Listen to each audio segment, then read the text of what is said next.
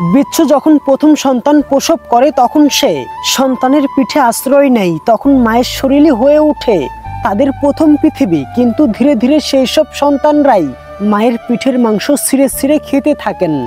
মা জানেন তিনি চাইলে প্রতিরোধ করতে পারেন, তাদেরকে সরিয়ে দিতে পারেন, এমনকি শেষ করে দিতে পারেন, কিন্তু তিনি তা করেন না। নীরবে সবকিছু সহ্য করেন, নিজের মাংস, নিজের কষ্ট, নিজের জীবন দিয়ে সন্তানদেরকে মানুষ করেন। অবশেষে মা বিচ্ছু মারা যায়, বেঁচে থাকে তার সন্তানরা, আর বড় হয়ে পৃথিবীর আনন্দ ভোগ করে।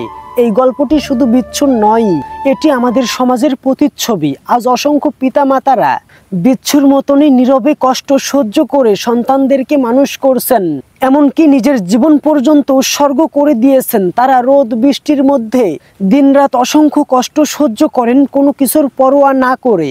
সন্তানের জন্য ঘাম ঝরাচ্ছেন, চোখের পানি মুছছেন, তবুও হাসি মুখে সন্তানের ভবিষ্যৎটা গড়ে দিচ্ছেন। কিন্তু প্রশ্ন হলো, বড় হয়ে এ সকল সন্তানরা কেমন আচরণ করে? যাদের জন্য নিজের বাবা মা সমগ্র কিছু বিলিয়ে দিয়েছেন, তাদেরই অনেক সন্তান আজ বাবা মায়ের খোঁজ খবর পর্যন্ত নেয় না। অন্য কারো ভালোবাসায়, অন্য কারো টানে তারা আজকে বাবা মাকে ভুলে গেছে। মায়ের হাতের রান্না আর বাবার ঘামের টাকায় পড়াশুনো, সমস্ত কিছুই সন্তানরা অবহেলা করে।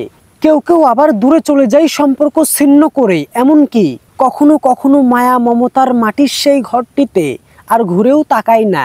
আজকের সমাজের সবচেয়ে দুঃখজনক দৃশ্য হলো, ভালোবাসার মূল্য দিতে গিয়ে সন্তানরা বাবা মাকে ছেড়ে দূরে চলে যায়, অন্যের টানে সবকিছু বিসর্জন দেয়, কিন্তু সেই ভালোবাসার টিকে না। ব্যর্থ হয়ে তারা ভেঙে পড়ে, অনেক সময় তারা নিজেকেও শেষ করে দেয়। অথচ একবারও ভাবে না, যাদের হৃদয় ভেঙে, যাদেরকে কষ্ট দিয়ে সুখ খুঁজতে গেছে, সেই সুখ আদৌ কি সত্যিকারের সুখ হতে পারে?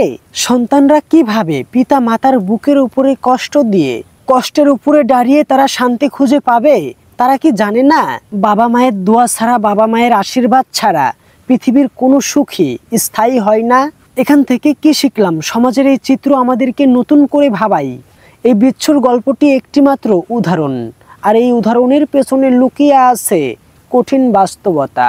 সন্তানদের মনে রাখা উচিত, পিতামাতা বেঁচে থাকা মানে আশীর্বাদের ছায়াই বেঁচে থাকা, আর সেই ছায়া একবার চলে গেলে হাজার ভালোবাসা, হাজার স্বপ্ন, হাজার সম্পদ জীবনে সত্যিকারের শান্তি এনে দিতে পারে না, জীবনে সত্যিকারের ভালোবাসা এনে দিতে পারে না।